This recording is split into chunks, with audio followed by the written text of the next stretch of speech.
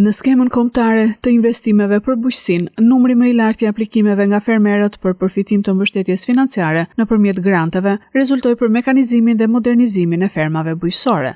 Nga 801 aplikime që u dorëzuan nga fermerët, sipas të dhënave të publikuara nga AZBR, kategoria më e kërkuar ka qenë ajo për mekanizimin dhe modernizimin e proceseve të punës në fermat bujqësore dhe blegtorale me 355 aplikime që përbëjnë 37.51% të totalit.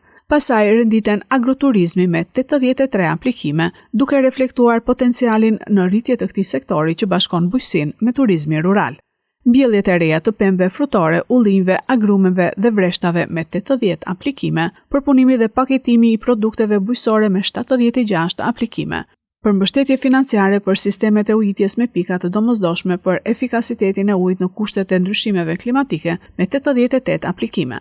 Disa sektor kanë rezultuar me interes më të ulët: ndërtimi i ambientëve për mbashtimin e kafshëve dhe shpendëve 62 aplikime, ndërtimi i serave diellore për perime dhe fruta 42 aplikime, rrjetat për mbrojtje nga breshëri 9 aplikime, akuakultura detare vetëm 6 aplikime. Aplikimet për skemën kombëtare të investimeve u mbyllën më 30 shtator 2025.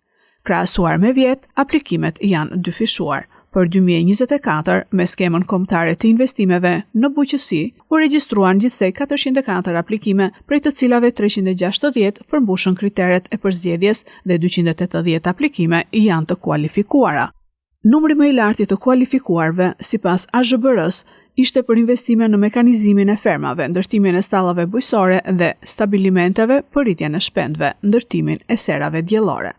Skema kombëtare e investimeve në bujqësi 2025 ofron një mbështetje financiare prej 20 milion eurosh dhe përfshin mbështetje në formën e granteve deri në 50% të vlerës së investimit, kredi të buta me normë interesi 2%, si dhe garanci sovrane për lehtësimin e aksesit në financim.